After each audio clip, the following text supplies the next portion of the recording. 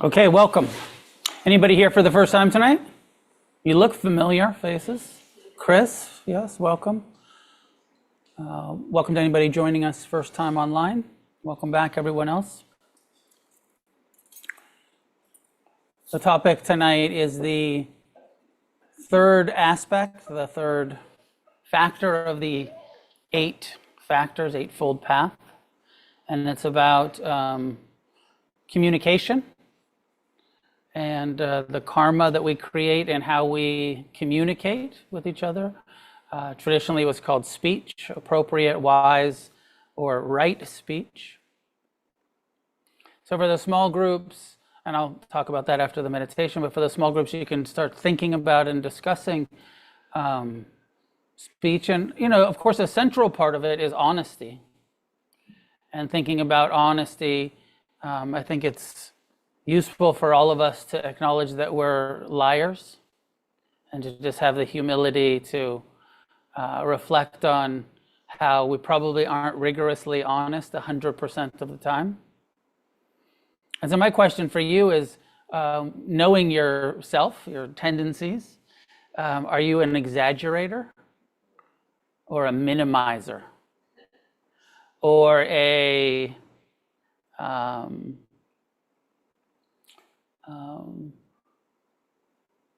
omitter? Do you lie more by not telling the truth when you should? Or by exaggerating, rounding up? Or the kind of the tendency that we can get into the all or none speech? I'm guilty of saying this is the best about a whole bunch of different things. And it's like, well, how can that be the best if that was the best? Or even in teaching, I catch myself sometimes being like, this is the most important part of the teaching. But I said that last week about something else. And, so it's using language in a way that's exaggerating. That's not kind of just saying this is an important thing, it's the most important. Not this is really good, it's the best. So it is interesting for us to look at that, and we'll talk about it and talk about what the Buddha said about it, but in small groups for a little bit. What do you know about your tendencies in communication? Exaggerating, minimizing, omitting, I don't know what that's called, the sort of black and white. It's always and never. You find yourself saying always and never. I never do that. Well, sometimes I do. You're always like this. Well, not always, but often enough that I'm annoyed enough to accuse you of always. So talk about communication, and then we will meditate, and then we'll talk about more communication. So small groups, try to talk to some people you don't know yet. At home, you don't get to choose who you talk to. It's just whoever ends up in your breakout room.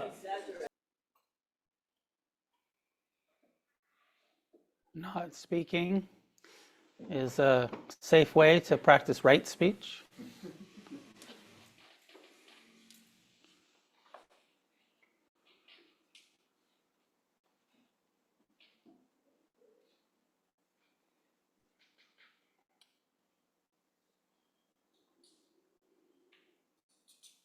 Settling into your meditation posture, releasing any tension that you can release, softening your belly, your chest, your shoulders, face.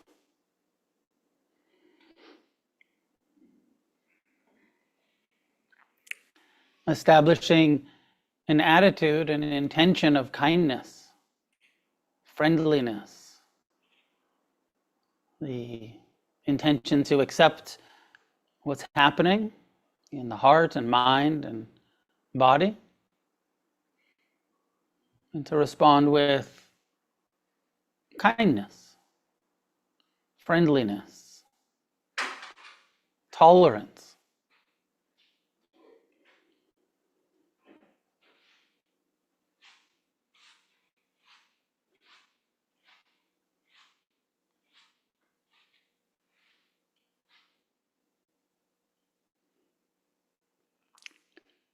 Present time, non-judgmental, kind awareness of the body is where we start. Mindfulness, here, now, feeling the body, sitting.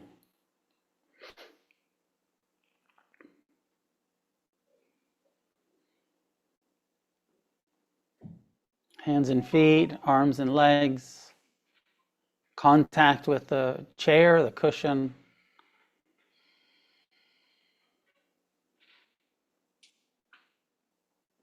This body of skin and bones and flesh, organs.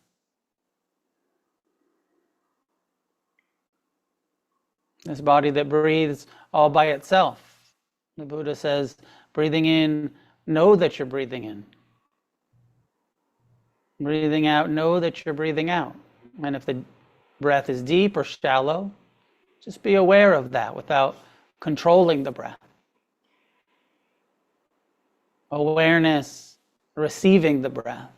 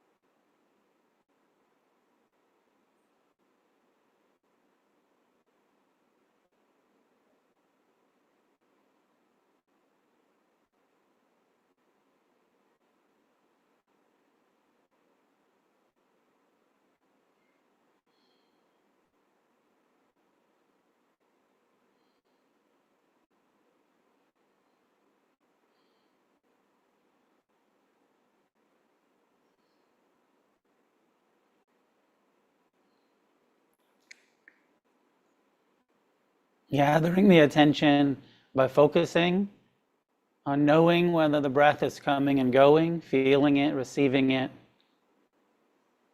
investigating the sensations for the beginning, middle, end.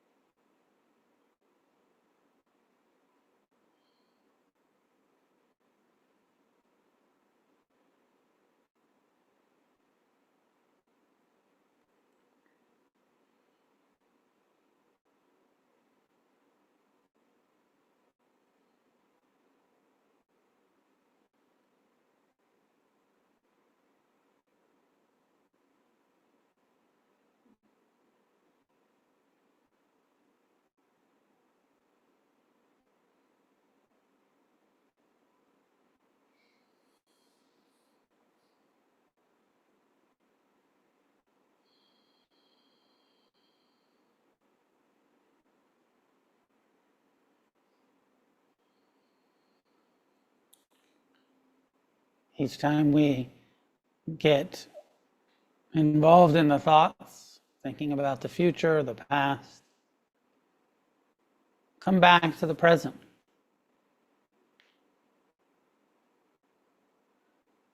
Use the breath as the home base. Here, now. Am I breathing in or out?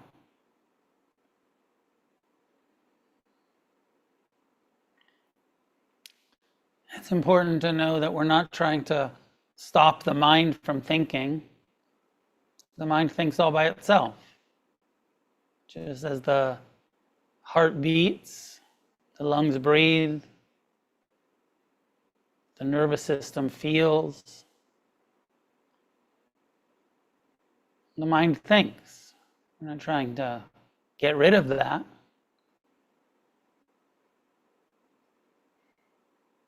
But learning that we can choose what we pay attention to and what we don't.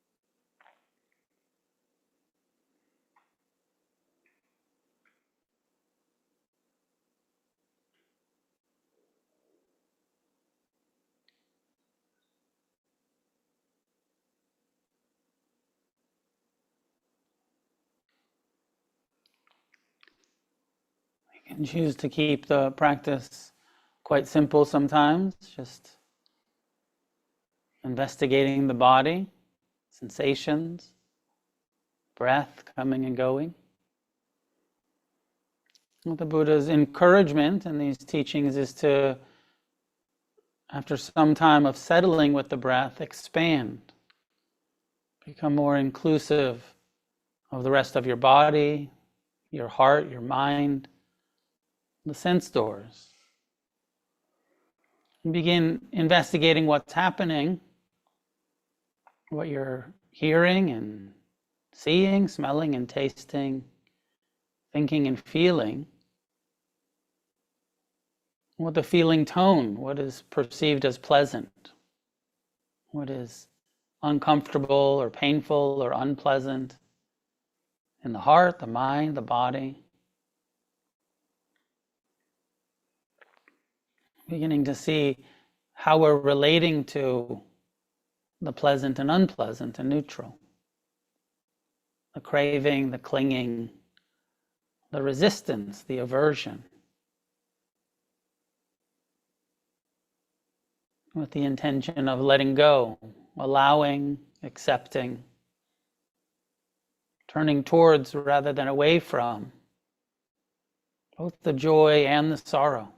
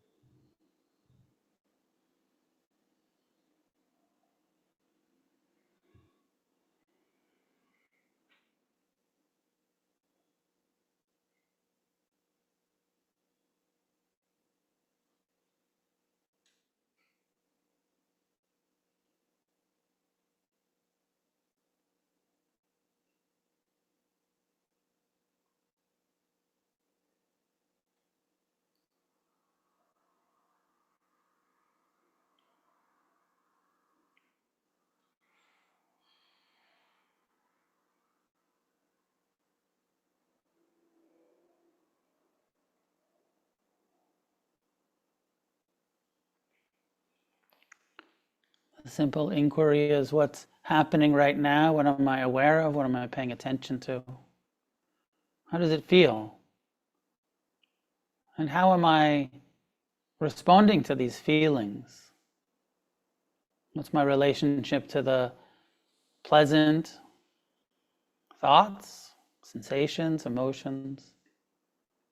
What's my relationship to the unpleasant thoughts, sensations, emotions?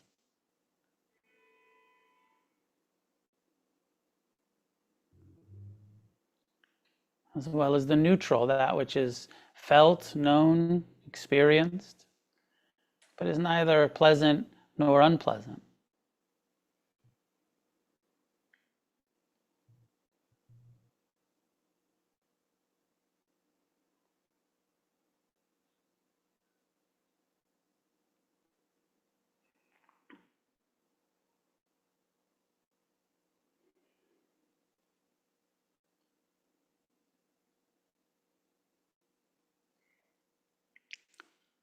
Notice how the belly tightens or the jaw clenches.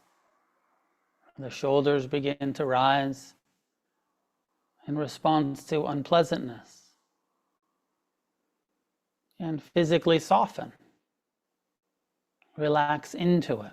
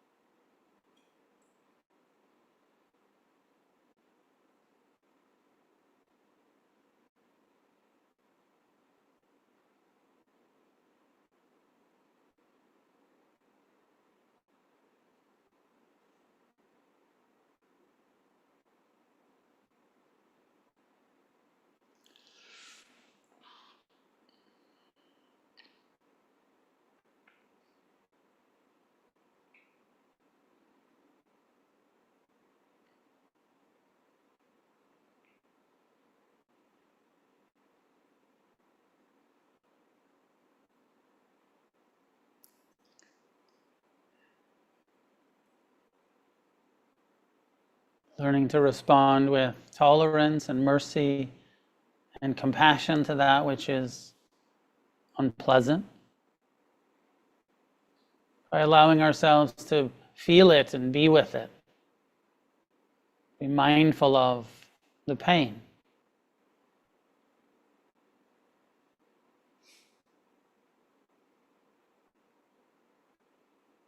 Learning to let go, to respond with non-attached appreciation, enjoying the pleasant, impermanent experiences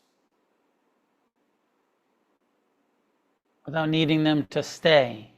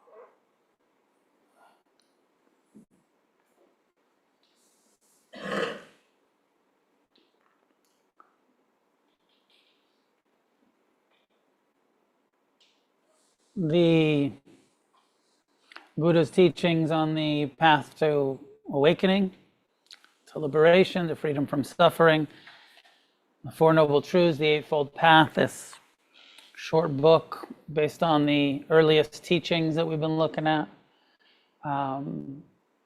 Last week we went through the second factor about the importance, the necessity of having wise intentions that are free from negative karma producing intentions, energy. Tonight we start on the middle section. You can break the 8 factors into 3 sections. The first 2 are about wisely understanding reality and having wise intentions, about wisdom. And the second kind of section is the communication and action and livelihood, and it's about how we behave, how we show up, how we engage, how we communicate, and how we act, and how we earn money, and all of it is under the basket of what's called sila, S-I-L-A, and sila is translated as ethics, ethical, or sometimes morality.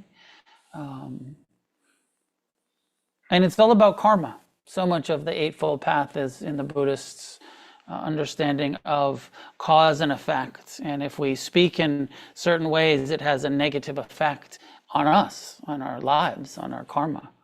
And if we act in certain ways, that has a negative effect on us, on our lives, and our karma. Of course, also it has a negative effect on other people when we communicate in unwise ways. But ultimately, the Eightfold Path is about how do we purify our karma, how do we get free. And I think it's interesting just to kind of reflect on, and that part of what the Buddha said is that if you want to get free, you got to learn how to talk. You got to learn how to communicate. Meditation isn't enough. You don't get to just sit here and meditate and then go lie, cheat, and steal. One teacher said that meditation without ethics is like being in a rowboat and trying to row across the pond or the lake or the stream or whatever it is while you're still tied to the dock. And being ethical and being careful with our communication is untying it so that we can actually make forward progress, so that we can actually get to the destination. We cannot get to the destination if we continue to create negative karma for ourselves. And I think that the communication stuff is probably the most difficult. I don't know if that's right speech or not, but I'll probably say that about something else. But in some ways, it's something that we're doing every day, communicating, that we're always communicating. And even though traditionally it's talked about in forms of verbal speech and translated as right speech, practicing right speech. But it's so much more than speech, because we're communicating with body language. We're communicating with eye contact, with looks. You ever had your feelings hurt by somebody giving you a dirty look? It's a communication. Like, it's not, maybe they didn't say anything, but they just said, didn't like the way you were looking at me, fucking mad dogging me, or whatever, so it's more than, it's all of the communication. And then written communication, in our modern age of emails and text messages and updates on our social medias and comments on other people's social medias, and all of that is in this third factor of the Eightfold Path. It's all communication. It's all a form of speech. So to the scripture we go. What is right speech? Abstaining from lying, abstaining from tale-bearing, abstaining from harsh language, abstaining from vain talk. we'll dig into what's said about this, but it's useful, all of this is like what not to do. And it doesn't give us so much, it's nice to say, yes, let's not lie, but also what's it like to the practice of honesty. Let's not be harsh, but to be kind. Let's not be, violent, but what does it mean to be nonviolent, to be compassionate, to be loving? So abstaining is just the bare minimum to not create negative karma, but then also to create positive karma and goodness and good habits and good communication, to practice the positive, not just to abstain from the negative. Abstaining from lying. Herein, someone avoids lying and abstains from it. One speaks the truth, is devoted to the truth, is reliable, worthy of confidence, not a deceiver. Being at a meeting or amongst people or in the midst of their relatives or in society or in the king's court, called upon and asked as a witness to tell what they know, they answer if they know. One answers, if they know nothing, I know nothing. One answers, if they know, if they've seen something, I have seen nothing, or I've seen something. The answer is, I have seen. Thus, one never knowingly speaks a lie, either for the sake of one's own advantage or for the sake of another person's advantage or for the sake of any advantage whatsoever. So it's pretty just basic cash register honesty. If you saw it, say something. If you're asked, and if you be a rat if the cops ask you.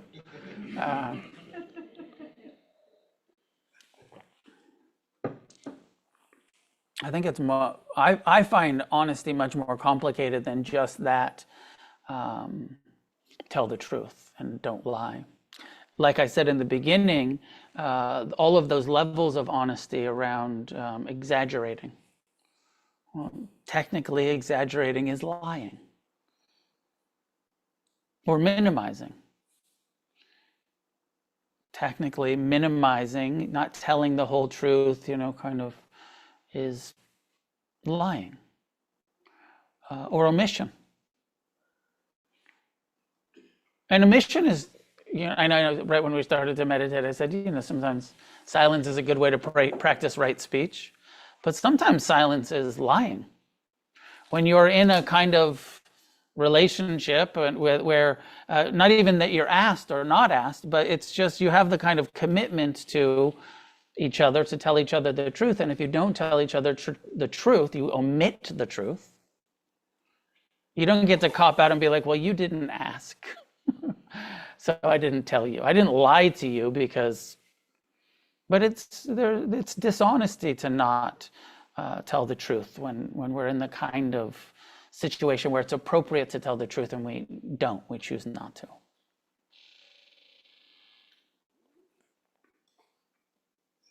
That's always like the where you say that when it's appropriate to tell the truth. That's like that fuzzy line, especially in like modern times, that I always have a problem with, because the truth can be so controversial. So like when is it your duty to say the truth, even though it may not be even though it may be like offensive to some others? It's a perfect question. I don't know if you can hear it at home, but this question of like omission and, when is it our duty? When is it the contract that we are in with the person that we're communicating with? It's not, I don't have the answer, but it doesn't mean that we have to go around telling everybody all of the time that they're wrong and we're right. And the truth is, your politics are based in ignorance and mine are not. We don't, that's not the kind of, like, sometimes nobody asked for your view and opinion, and you don't need to just always give it. My sense when I think about omission, I think more around like in intimate relationships, close friendships, family, things where it's kind of the contract of that we are honest with each other. I mean, depending on what kind of family you come from, probably a lot of us come from the kind of families where the contract is, let's just lie to each other and play nice and everything's fine. Don't rock the boat, sometimes. And then it's, when you take on a practice of rigorous honesty and telling the truth, it can really interrupt the family dynamic where it's like, no, we don't have that kind of truth-telling relationship. We have the keep the mask on and lie to each other and pretend like we're all okay. So, one of the functions of Sangha is hopefully we develop the kind of relationships here in these communities with people who are also trying to practice right speech, and we do it together. And don't necessarily expect our families to be on board. It's a good question. I don't have the answer to it. It's more the question for us to ask ourselves. Is this the, and having to develop some discernment and some intuition, is this the time to be honest with in this situation? One of the guidelines is what we want to say true? Is it useful? Is it appropriately timed? Timing can be so much. Usefulness, this kind of question of like, is it useful to, I don't know what a good example is, but sometimes it's like, I want to tell you, it's true, the timing feels good, like it could be okay, but it's not going to be a useful communication. They're not open to it, or true, useful, appropriately timed. Is it coming from the intention? What's the intention of the communication, even though it's honest? Last week we were talking about, is it an intention that's free from the intention to cause harm? Because sometimes we use the truth as a sword to cause harm with. I'm going to tell you the truth because I want to hurt your feelings with it. My intention is to harm you a little bit. Now, sometimes difficult, honest, appropriately timed communications are going to bruise egos or offend, and it is okay. We don't want to take speech to a level of where we're so careful with it that we're conflict avoidant.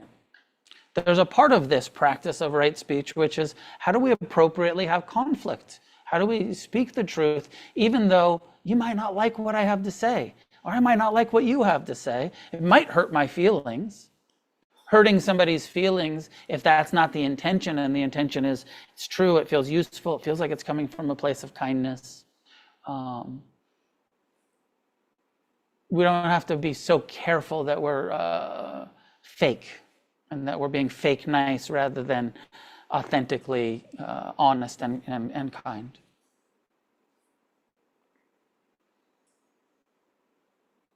I was thinking of the example of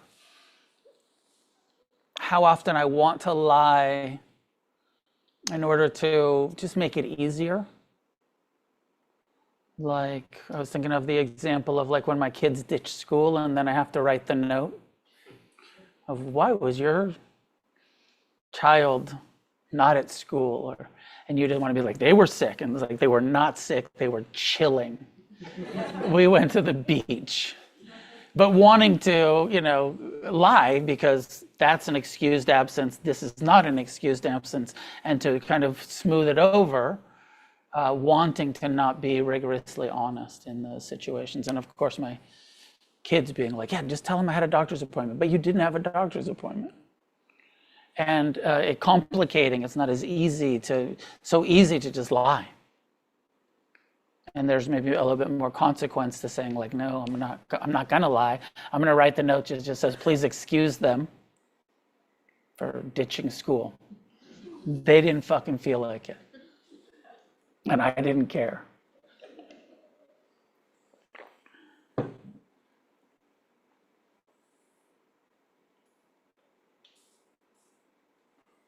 Mindfulness is the conjoining factor. We have to be present. We have to be aware. What am I saying? What's the intention behind it? What am I trying to avoid? What's my, what am I trying to gain from this speech? True, rigorous honesty and harsh speech. I think also about like sense of humor, like when you're being sarcastic or you're telling a joke or you're, it's like, well, it's not true, but it's funny. And I'm not, I'm not trying to delude you into thinking what I'm saying is true. I was just making a joke. Obviously, it's not true. But it's not, kind of in that realm of the kind of rigorous honesty. Like sometimes we're lying to each other because it's funny and we're letting each other know, just bullshitting you. I was bullshitting you. So I think we should, kind of reflect on this, but also be somewhat relaxed around it. Please. Noah, thanks for giving me another thing I hate myself for. You're welcome. Trash talking, being angry, when I'm intentionally. Yes. But I know you know I was kidding. That's what I love about it. Although I was serious about hating myself, but I was thinking about what you were saying about exaggerating, right? Because I'm always doing that. Oh, this is the best, or this is the hardest job. I couldn't possibly do that, and I have to tell them how big it is. And it comes from protection, but more than that, I was thinking about it. It's unintentional, but it's the inability to see reality as it is, impersonal, impermanent. And I can't believe that I keep forgetting what the third, impersonal, what's the third? Unsatisfactory or unreliable. Yeah. And when this is so huge, I can't do it, right? Or some of these other things, like the negative intention is that I'm not practicing enough to see.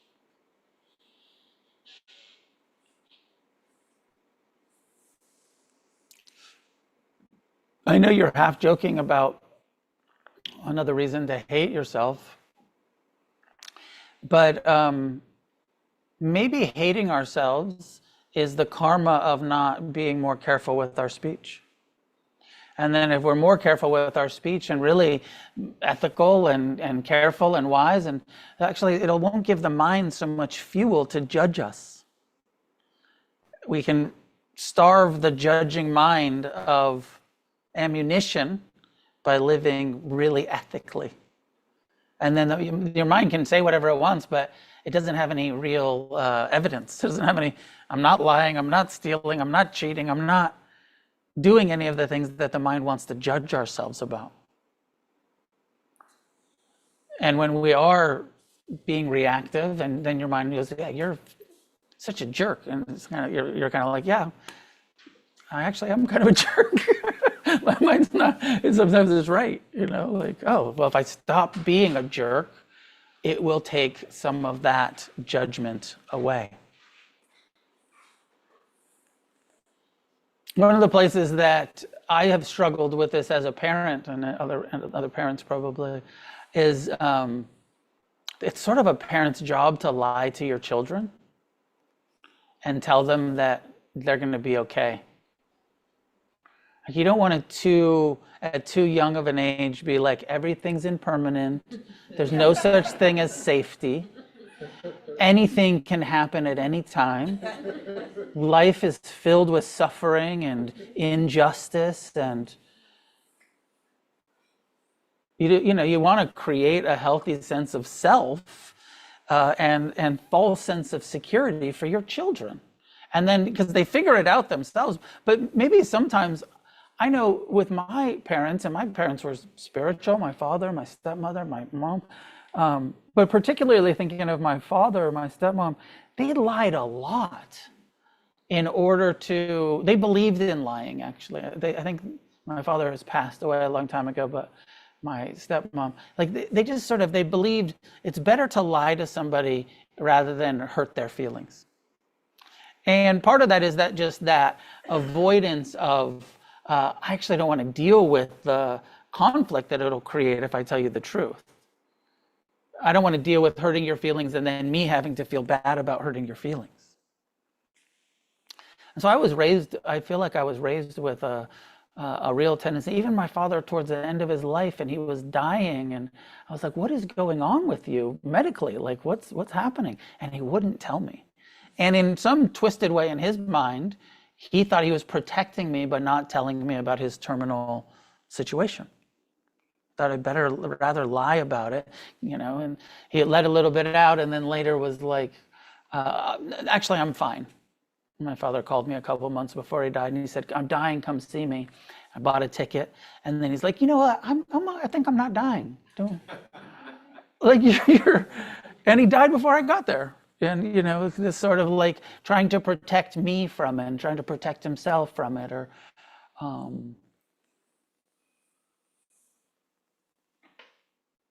so just looking at, how we're conditioned around honesty and how sometimes we're doing it and we justify it. I come from a family of justifying dishonesty because it's easier, and maybe you won't have to hurt people's feelings, or they won't have to deal with it, or you don't want to deal with them dealing with it, or abstaining from lying, abstaining from talebearing. So talebearing is gossiping, repeating rumors, spreading things that you didn't firsthand experience. You heard something about someone, and then you like to tell everybody, what I heard about so-and-so. And that's wrong speech from a Buddhist perspective. The way it's said here is abstain from talebearing. What one has heard, one does not repeat there. One has heard here, one does not repeat there, so as to cause dissension. And what one has heard here, there, one does not repeat here, so as to cause dissension here. This unites those that are divided, and those that are united, one encourages. Concord gladdens us. We delight in it, we rejoice in it. And it is concord that one spreads by their words. Imagine for a minute if you didn't talk about anybody that wasn't present.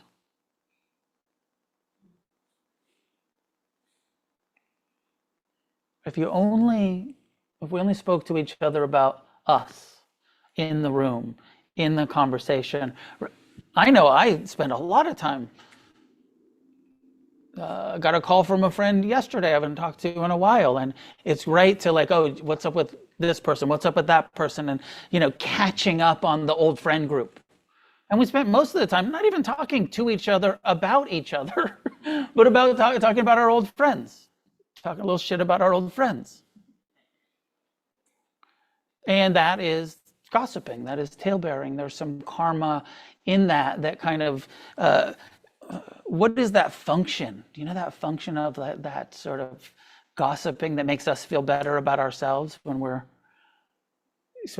mostly spreading the misfortune about others? Very rarely, maybe sometimes we do this, and maybe it is okay to do it. Be like, yo, they're doing great. Did you hear the wonderful things that are happening to so-and-so? Did you hear about this great success? But usually the talebearing is the negative, is the gossip, is the misfortunes that we, it's reality TV. Let's watch the fucking train wreck. Let's watch the drama. Let's talk about the drama. And what a wild society we live in, where now it's not only in our, kind of social circles and stuff. We like to gossip about celebrities, about people we don't even know. Did you hear what the Kardashians did? Who cares? Or the sports people, or the actors, or the whoever. And it's the, we like to talebear, gossip spread the stories that we've heard and repost it, right? And then this kind of like, oh, this will get some hits on my social media. Let's put this up. I heard so-and-so relapsed. I heard so-and-so. My feed has been filled with the Shia LaBeouf's, whatever his name is, Shia's relapse. And, kind of, ooh, look, the dude's not sober anymore, and he's getting in fights, and he's getting arrested. And bad karma to spread that shit. Bad for our own hearts to get involved in that kind of celebrating the misfortune of others. That the Germans have that word Schadenfreude, where we take pleasure in the misfortune of others. How often is our gossip about that? That having been said,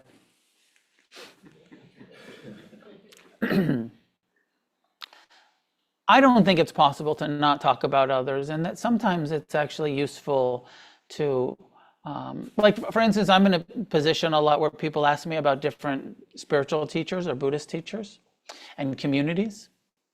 And, I feel like it's actually important for me to say, this is what I've heard, this is what I know about that community. And so in some ways, it's gossiping. But in some ways, it's kind of like I want you to be informed. Before you go and sit with this teacher, I want you to, this is what I've heard. It might be true, it might not be true. But so that people will have some information. And we do, we can share information without there being the intention to cause harm or the intention to create, what's the word, dissension.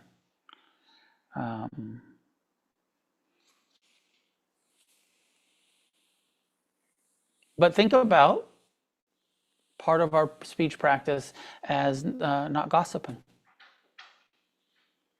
I like it, Sebastian, was in a position where often people come to him because he works with me and say, I heard this about Noah. What's your opinion? And his response is, you should ask him. Here's his phone number. Talk to him. If you have questions, he's open.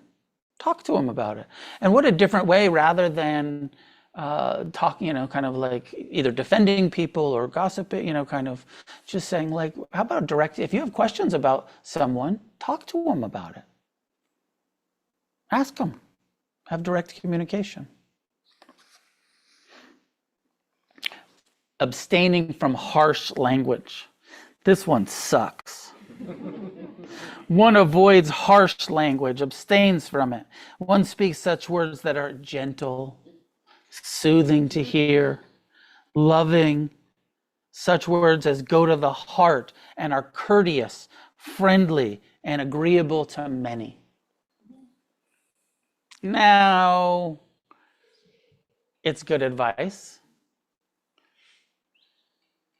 Here's one of my justifications for my foul mouth. Just after the Buddha was enlightened, a bunch of people came and they learned the Dharma, and this is in the early years of his teaching.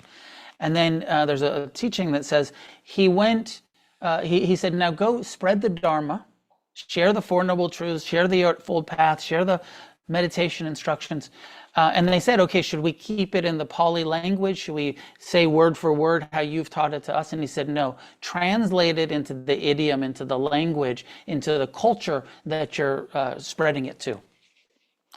And so I've always justified my foul language by feeling like that's mostly my audience's language. That by my swearing and what some, it's so perception, because some people, when I'm dropping F-bombs in my Dharma talks, feel like, okay, cool, maybe this is trustworthy. Maybe this isn't just religious, brainwashing. And then other people find, because of the conditioning, oh, I find it offensive.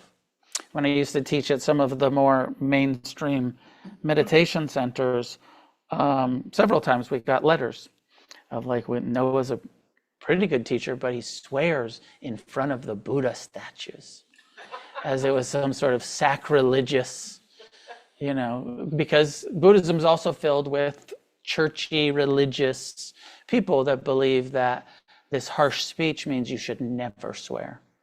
Always should be kind and gentle and soft. I would find it for myself to be too inauthentic to not, but with swearing, which for some perceive all swearing as harsh language. Some, my sense is the karma of it depends on the intention, because like fuck is often just used as like an exclamation point. It was fucking awesome. Which is different than the energy of fuck you, which is used more as an intention to cause harm. Same word, different tone, different intention. One feels harsh, one feels celebratory. So I don't think we can say all swearing is harsh, but some people will perceive it that way. It's interesting that the last line here is courteous, friendly, and agreeable to many. So it depends on your audience. You mean some audiences where swearing is agreeable to many. This room, usually, most people will be like, oh yeah, that's totally okay, fine, agreeable. Some other rooms and be like, not cool, not agreeable to many. Now I'm not sure exactly why he put this in here, but it's interesting. It's an extreme example. The Buddha says, even monks, should robbers and murderers saw through your limbs and joints, whoever should give way to anger because of that would not be following my teachings. Just sit with that for a minute. Even if they're chopping off your arms and joints, limbs and joints. For thus ought to train ourselves, undisturbed shall our mind remain, no evil words shall escape our lips. You're not even allowed to say, fuck you, stop chopping off my limbs, you bastards. Undisturbed shall our mind remain, no evil words shall escape our lips. Friendly and full of sympathy we shall remain, with a heart full of love and free from any hidden malice. And that person shall we penetrate with loving thoughts, wide, deep, boundless, freed from anger and hatred. So this is that high bar that's saying, even when someone's harming you, rather than hating them and wanting to harm them back and having ill will, radiate kindness and compassion for them. Really like open your heart so much. And part of that picture is understand the negative karma they're creating for themselves by harming you. And so we don't have to go so example to like they're chopping your limbs off, but just saying something unkind to you, just offending you. And rather than I'm now justified to attack back, compassion for the pain, the confusion this person is in, radiating loving kindness to the people that offend us rather than hatred. The Buddha in this teaching is saying very clearly, no justification for hatred. Compassion is our practice. Love is our practice. Easier said than done, but taking that high bar and saying, okay, I can't quite do it, but I'm going to try. I'm going to try to implement that kind of tolerance, that kind of compassion, that kind of, also with boundaries and like, don't let them chop off your arms, little self-defense. Do what you need to do. Do what you can do to stop them from harming you. Have good boundaries, all of that stuff. But when it's unavoidable and you're being offended, compassion is the answer. Loving kindness, forgiveness is the answer. Deep, boundless, free from anger and hatred. Abstaining from vain talk. One avoids vain talk and abstains from it. One speaks at the right time in accordance with the facts. Speaks what is useful. Speaks the doctrine and discipline, the teachings. This is for the monks. One's speech is like a treasure, uttered at the right moment, accompanied by arguments, moderate and full of sense. This is called right speech. I like this piece here where it says accompanied by arguments. that are moderate and full of sense. Because I know for myself, I need to learn how to have healthy conflict and arguments, and sometimes as a parent, as a boss, as a teacher, sometimes we're in a role where it's actually our job to admonish, to actually say what you're doing is not okay, to our kids or to our friends or to our partners or to people that we are, work for us or with us or whatever. And I learned a lot about that kind of speech through watching the monks. And, in the monastery, it's a real hierarchy. And it's the senior monk's job to tell the junior monks when they're fucking up. And that it's a contract that they're signing in the community to say, this is not how we do things. This is going to create negative karma for you. This is not forward leading.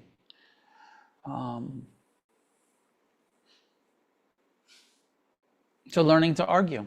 I want to, I feel like I've been practicing that for a long time. I want to learn that. I feel like it's an important, so that our spiritual communication isn't avoidance, isn't fake, is authentic, with the humility of might not do it perfectly, but I want to try to have good arguments that are accompanied by moderate and full of sense. Last piece. Abstaining from lying, tale-bearing, harsh language, and vain talk. This is called the mundane right speech, which yields worldly fruits and brings good results. But the avoidance of the practice of this fourfold wrong speech and abstaining, desisting, refraining therefrom, the mind being holy, being turned away from the world and conjoined with the spiritual path, the holy path being pursued. This is called the supramundane right speech, which is not of the world, but is a supramundane and conjoined with the path. Understanding wrong speech as wrong and right speech as right, one practices the first factor, right understanding. And in making efforts to overcome wrong speech and to arouse right speech, one practices the sixth factor, right effort. And in overcoming wrong speech with an attentive mind and dwelling with attentive mindfulness and possession of right speech, one practices the seventh factor, right mindfulness. Hence, there are three things that accompany and follow upon right speech, namely understanding, effort, and mindfulness. So when we think about the eightfold path, the 8 limbs, the 8 spokes of the wheel, these three are supporting our wise communication.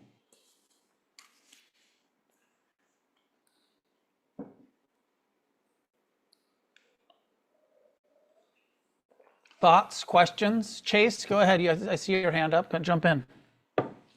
Thank you, Noah. I was going to ask about discernment. You talked about, right timing, honesty being the honest thing, being useful, intention. And, I'm not too interested in what social convention has to say about whether to be honest in a situation, but and sometimes it's outside of the explicit contract that you have with that person or contract that people have with each other. And in those times with discernment, is that just about sort of looking into your heart and sort of golden rule type thinking? And I was just wondering if you could shed some light on discernment practice. Yeah.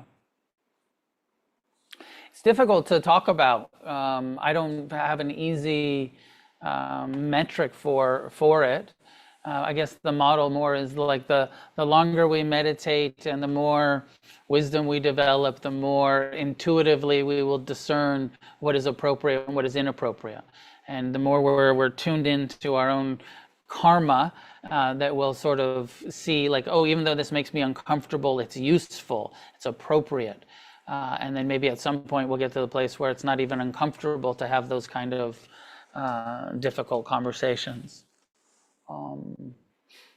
Discernment comes with time. I don't think there's any metric. I mean, the one kind of metric is looking at the intention, looking at the topic from last week of, is my underlying intention here to cause harm out of ill will or out of some sort of greed? And even the kind of examples I was using of my parents, of that intention of not wanting to deal with unpleasantness is aversion to unpleasantness, is craving for pleasantness. I don't want to deal with the conflict, so I'm going to avoid it by lying about it. So not the wisest intentions, even though it's justified sometimes in as compassion. Some people justify things as it's compassionate to not offend.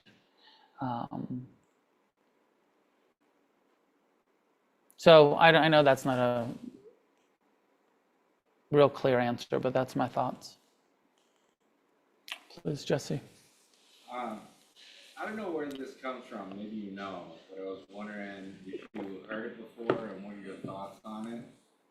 I'm not sure if it's a story about a monk or just a guy, but he's like walking in the woods and comes across a hunter, and the hunter says, "Did you see that deer run by?" And he said, "Yeah." And the hunter says, "Which way did he go?" And the monk or the guy lied to protect the life of the deer, and that was justified. I was wondering if you've heard that story and if there's any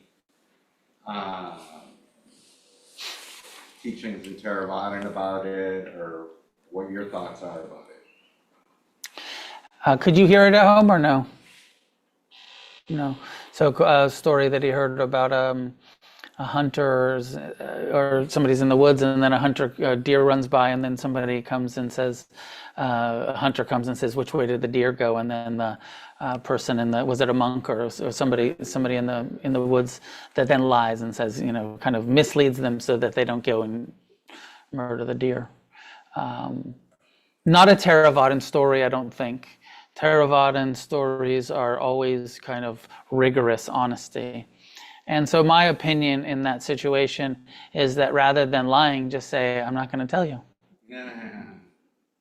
And deal with the conflict of I'm not willing to help you kill. It's against my ethical commitment to participate in your murder. Yeah. Oh, yes, and again, it's up to you. Maybe you would want to say, it went that way. Can I have lunch with you? When's the barbecue?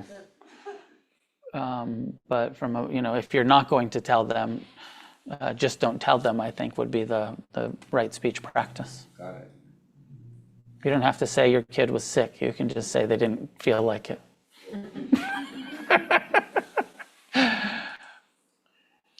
Jason. Can you just maybe give a broad kind of explanation about where you talk about karma? I know you've mentioned before it's not how the conventional thought about karma is this tally that we're good and bad. You can just go into that. I mean, it's a little tally. Let's see, I think there's a list in here that we looked at the other day.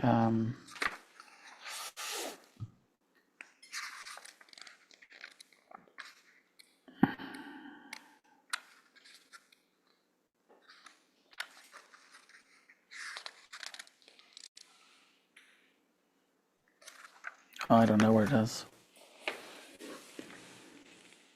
Negative intentional speech.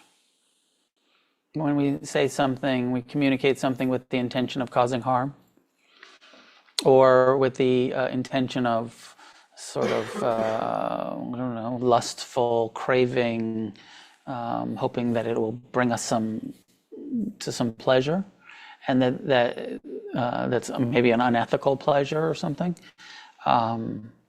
creates a negative fruit.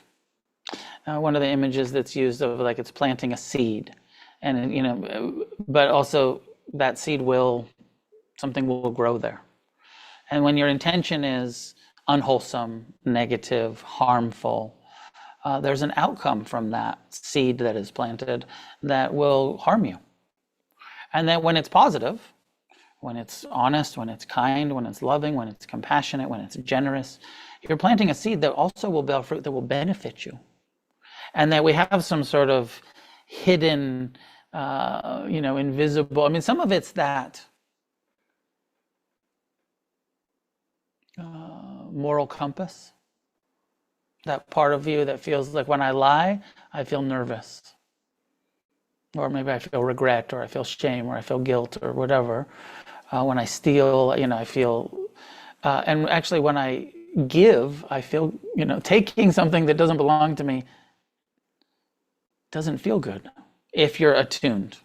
Now, also, I know as a kid, shoplifting felt fucking exciting. It felt, I felt nervous, but I liked feeling nervous, and I felt like I was getting away with something, and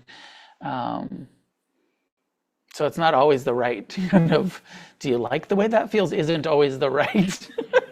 Because some things that we like the way they feel are creating some real negative karma for us. Lying, stealing, cheating, kind of. Some people really like the way that feels, but it's creating a lot of negative momentum in their lives. I don't know if you've heard this before, but not totally accurate, but simple way to think about karma is as a bank account. And are you making deposits or withdrawals? And also some awareness of like, how overdrawn am I? I've been making so many withdrawals. I've been bouncing so many checks for so long through my negative intentions and my harsh speech and my dishonesty and my that I need to really overdo it to try to put in some deposits. I need to do a lot of service. I need to do a lot of generosity. I need to do a lot of compassion and forgiveness practices because I need to try to balance the account because it's overdrawn. When we come to the Dharma, most of us are, bankrupt. And then we work and we deposit and we deposit and we deposit and we deposit and we come to balance. And then hopefully we actually have a surplus of goodness in our lives after a life of generosity, a life of kindness, a life of service, a life of not lying and stealing and cheating. It's a little too simple. The most confusing part about karma is that our actions can bear fruit in the present or at any time in the future, including future lives. And that's where it gets confusing, because it's not like just this lifetime from a Buddhist rebirth model. It starts to lose us. But maybe that's true. But if you don't believe that, that's okay.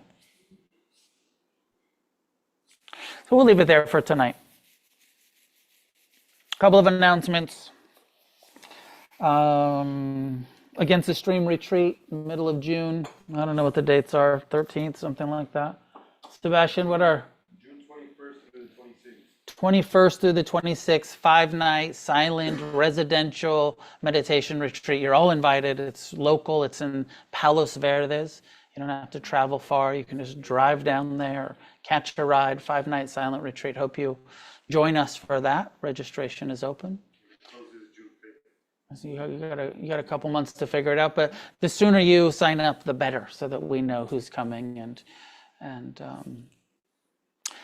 the next thing is I'm going to do a retreat on the East Coast in the end of September. So if East Coast people, I'm going to do a 7-day retreat in Rhode Island at the Providence, Rhode Island Zen Center. I'm going to do that through Against the Stream for the East Coast Sangha.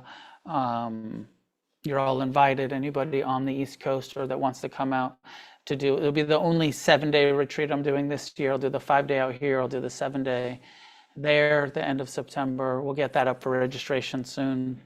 Hopefully there'll be some scholarship money for that for people who want to attend and can't afford it.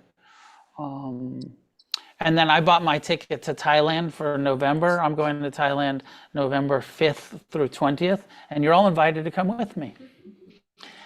This is the 4th year that I'm bringing groups to Buddhist countries. We're going to go to Thailand and Cambodia this year. We're going to go to Angkor Wat and have like 4 days exploring the temples. We're going to have a 5-day retreat/visit residential in the Ajahn Chah International Buddhist Monastery, where we'll live with the monks in the monastery for 5 days. I'm not sure what the last 5 days, we'll probably get some chill time, maybe Chiang Mai. It's become a tradition to get sakyant tattoos, which is the traditional Thai tattoo. So I'll schedule that so people can get some tattoos if they want to get tattoos while we're over there. So some retreat, some tour, kind of sacred tourism, and some chill time. Also we like just go shopping and wandering around, and it's not all serious. We also some of it's vacation, like we're just like hanging out. But we have meditation and groups, and 20 to 30 people usually come the last few years. So you're all invited. Registration for that will be up in the next couple of weeks. I just got to figure out those last few days and make some more reservations for it, but it's coming. Lastly, yeah, George, yeah, you can say your thing, then I'll say the Donna. Hey everybody, I'm George. Nancy. We do the Off the Christian group, our social action group. A few things going on. Well, I just got word, we have an update, April 19th, which is a Sunday, at 10 a.m., not 8, Noah, 10 a.m. to 12 p.m., we're gonna have a volunteer day, especially for the Sangha here. And we did this, everyone who joined us at Thanksgiving time, where we packed up boxes for 60 social service agencies and on the west side. It's it's fun, it's competitive, and it's team building. And also, if you need to make deposits in your karmic bank, this is a good way to do it. So we'll have more information as the days go by. So it's not the 26th, now it's the 19th? Correct. 19th, okay. Sunday the 19th, April. I'll do a flyer and I'll give you all the information. Other things coming up. We made a little resource card. There's one on the bulletin board. It needs to be cut in quarters, but it's just a good list of local resources for housing, food, drugs, rehabs. It's just a compilation of a lot of different resources we put together. So we'll probably print more of those out, print those by. We were putting those, the idea was to put those in the sandwiches we handed out. We handed out like 170 sandwiches, and we were just going to put a little card in each one. And so we got that going on. There's another No King's Day protest, the end of the month, March 28th. Is that right? Church, actually, I was the little cards are so you can have them, I think, in case you run into someone who's in dire straits and needs housing. Yeah. The cards are good. I've handed them out at 7-Eleven on the corner to people who need it, Where are they? On the desk. Well, there's on the bulletin board, there's 4 right now. We're just fine tuning them, but they'll be coming. So yeah, hang tight. I'll cut one up for you after if you'd like. Yeah, we're talking about No King's Day, and we're talking about a toiletry drive. Collect toiletries, all your shampoo, soaps, and shampoo to hand out. So this is some of the projects we're working on. If you want to get involved or know more about it, just talk to me after. We have a WhatsApp group if you want to get on that. Thank you. Thanks, guys. Lastly, Against the Stream is a nonprofit, donation-based organization that is in need of your generosity. Thank you for donating, knowing that in order to keep the center, we need to pay the bills. And so please be as generous as possible. Think about a $25 donation when you drop in. And please consider becoming a monthly supporter rather than trying to get out of the fee for service. You're not paying for this, you're just supporting it and saying, I want to support it whether I'm there or not, rather than I have to pay to go to class. You don't have to pay to come to class. Everybody's welcome, regardless of ability to pay. I've been doing this class for 20-something years. Nobody's ever turned away. Everyone's welcome, but it costs money to have the place, and the accounts have been kind of dwindling. We're kind of currently pretty broke. So please be generous if you can. If you can give big donations, give big donations, and know that if you can't give big donations, you're welcome to be here regardless. Everybody's welcome. So I'll leave it there for tonight. May any goodness that comes from our practice and discussion of the Buddhist teachings be shared with each other and offered outward in all directions to all living beings. May we each get as free as possible in this lifetime. And together, as a community, may we create a positive change on this planet.